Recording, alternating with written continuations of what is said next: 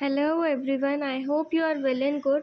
आज हम सैम्पलिंग के बारे में डिस्कस करेंगे। सैम्पलिंग क्या होती है, सैम्पलिंग टेक्निक्स कौन कौन सी हैं, सैम्पलिंग का पर्पस क्या है और सैम्पलिंग में बायसेस कौन कौन से आते हैं, क्या चीज़ें हैं जो एरर क्रिएट करती हैं। Sampling is the process of selecting a representative group from the population. एक पॉपुलेशन है, उसमें से आपको एक सैम्पल सेलेक्ट करना है और जो सैंपल आप सेलेक्ट कर रहे हो वो एक ग्रुप ऐसा होना चाहिए जो कि एक रिप्रेजेंटेटिव ग्रुप हो। जो सैंपल है वो रिप्रेजेंटेटिव होना चाहिए पॉपुलेशन का under the study, so that the results obtain from the sample can be generalised to the larger population. Sampling can help to reduce the cost and time required for research while still providing accurate results. Accurate results provide करता है, cost effective होता है, time effective होता है. By selecting a smaller group to study, the researchers can save time and money while still obtaining the accurate results. अगर हम छोटे groups को स्टडी करने के लिए सेलेक्ट करते हैं तो हमारा टाइम भी बचता है और हमारी मनी भी बचती है और accurate results भी मिलते हैं. Sampling can help to reduce the risk of bias in the study. Biases को भी रिड्यूस किया जा सकता है as the sample is more likely to be representative of the population than a non random selection of a individual. Sampling के through हम biases को भी रिड्यूस कर सकते हैं. कैसे? क्योंकि हम रिप्रेजेंटेटिव ग्रुप को सेलेक्ट कर रहे हैं, रिप्रेजेंटेटिव ऑफ द पॉपुलेशन को सेलेक्ट करा जा रहा है, ना कि नॉन रैंडम हम सिलेक्शन कर रहे हैं. बेसिकली सैम्पलिंग एक वो प्रोसेस है जिसमें हम पॉपुलेशन में से एक सैम्पल को सेलेक्ट करते हैं स्टडी करने के लिए. जो सैम्पलिंग टेक्निक्स हैं वो दो टाइप्स की होती हैं. एक होती है probability sampling techniques and the other one is non probability sampling techniques. Probability sampling techniques क्या होती हैं? These are those that involve random selection of individual from the population under study, जिसमें रेंडमाइजेशन का प्रोसेस होता है. Randomisation की वजह से क्या होता है कि हर एक इंडिविजुअल को इक्वल चांस मिलता है सेलेक्ट होने का. Every individual in the population has an equal chance of being selected for the sample. On the other hand, non-probability sampling techniques are those that do not involve random selection of individuals from the population under the study. इसमें randomization नहीं होता है, random selection नहीं होता है individuals का population में से.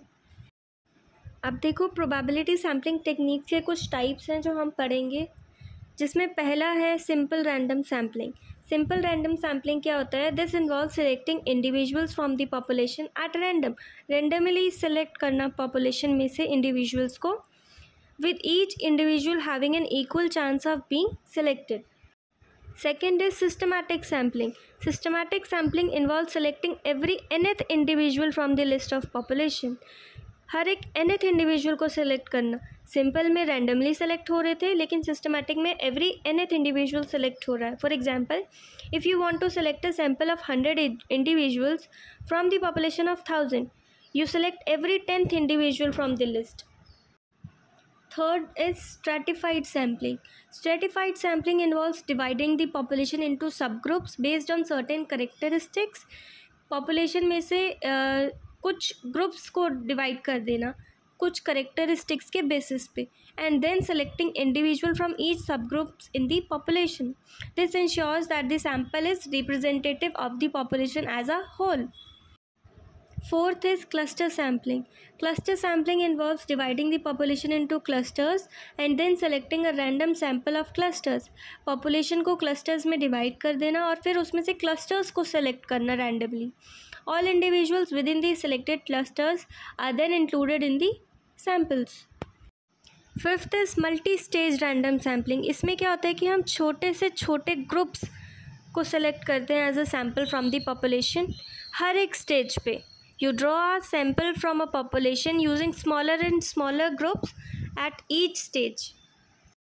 Let's discuss non-probability sampling techniques, जिसमें से पहला है convenience sampling. इसमें हम अपने convenient के हिसाब से sample को select करते हैं. Convenience sampling involves selecting individuals who are easy to access, जो हमारे लिए easily accessible हैं, such as people who are nearby or who are willing to participate in the study. जो voluntarily अपने आप को बोल रहे हैं कि हमें सैम्पल की तरह ले लो, मतलब विलिंगली पार्टिसिपेट करना चाह रहे हैं. Second is quota sampling. This involves selecting individuals based on certain characteristics such as age, gender or occupation until a predetermined quota is reached. Individuals को कुछ सर्टेन करेक्टरिस्टिक्स के बेसिस पे सेलेक्ट करना, चाहे वो एज हो, जेंडर हो या फिर ऑक्यूपेशन हो, जब तक कि प्री डिटरमाइंड कोटा पर हम रीच नहीं कर जाते, जो भी सेट है वैल्यू कि इतना ही चाहिए, जब तक हम उस पर रीच नहीं कर जाते, उस तक पहुंच नहीं जाते, तब तक सिलेक्ट करना. Third is purposive sampling. Purposive sampling involves selecting individuals based on certain criteria. कुछ स्पेसिफिक क्राइटेरिया होता है जिसके बेसिस पे हम इंडिविजुअल्स को सिलेक्ट करते हैं, चाहे वो किसी भी चीज़ में इंडिविजुअल एक्सपर्ट हों या फिर उनका एक्सपीरियंस ज़्यादा हो, in order to obtain a sample that is representative of a particular group. एक रिप्रेजेंटेटिव सैम्पल को सिलेक्ट करने के लिए हम ये क्राइटेरिया सेट करते हैं. Fourth is snowball sampling. Snowball sampling involves asking individuals to refer to other individuals who may be interested in participating in the study. हम जिन individuals को select करते हैं उनसे हम कहते हैं कि आप और भी individuals को refer करो कि वो इस study में participate करें. Fifth is judgment sampling. In this, sample collection is carried out by an individual who has a good idea about the sample. जिसको अच्छा idea है sample के बारे में, वो इस स्टडी को कैरी आउट करता है. The one who has good knowledge about the sample. अब कुछ बायसेस होते हैं सैम्पलिंग में जिसके बारे में हमें पढ़ना है. तो पहला है selection bias. What is selection bias? This occurs when the sample is not selected randomly. जब किसी सैम्पल को रैंडमली सिलेक्ट नहीं किया जाता है तो सिलेक्शन बायस आता है. For example, if you were conducting a study on the prevalence of heart disease in the general population but selected individuals who are already being treated for heart disease, your sample would be biased. जो लोग पहले से ही heart disease से उनका treatment चल रहा है उसके लिए, अगर उन्हें ही हम इस स्टडी के लिए सेलेक्ट कर लेंगे तो क्या होगा? सिलेक्शन बायस आएगा. Next is sampling frame bias. This occurs when sampling frame or the list of individuals from which the sample is selected. अब जिस लिस्ट से या जिस फ्रेम से सैम्पल को सेलेक्ट किया गया है, अगर वो ही इनकम्प्लीट हो या इनएक्यूरेट हो तो ऑब्वियस सी बात है सैम्पलिंग फ्रेम बायस आएगा. For example, if you are conducting a study on a prevalence of diabetes, ठीक है, आप डायबिटीज़ की प्रिवेलेंस पे स्टडी कर रहे हो एक सिटी में, but the list of individuals from which you selected your sample did not include individuals who lived in certain neighbourhoods. जिस सिटी में आप प्रेवलेंस चेक कर रहे हो, उसकी स्टडी कर रहे हो, आप उसके नेबरहुड प्लेसेस के बारे में ही इंडिविजुअल्स को सेलेक्ट नहीं कर रहे हो तो ऑब्वियस सी बात है क्या होगा? सैम्पलिंग फ्रेम बायस आएगा. नेक्स्ट है measurement bias. Measurement bias occurs when the measurement tool or instrument use to collect data is bias.